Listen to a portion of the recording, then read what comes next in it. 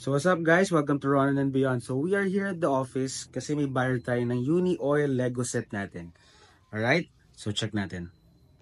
So this is the exact Uni Oil Lego set case.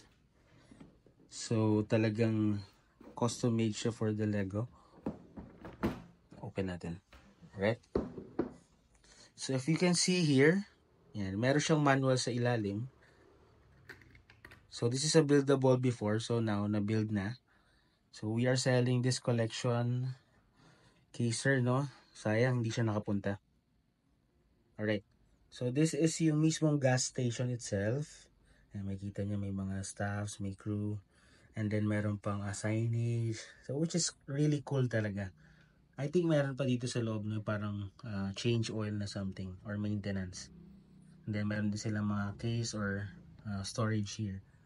So these are the vehicles naman. So iba-iba. May police vehicles, may gas vehicle, may fire, may ambulance vehicle, may dump truck, and then I think which school bus. So this is a really great collection for a Lego collector. And also this is compatible with Lego, no? Okay. So nandiyan na yung rider, yun lang. See you around.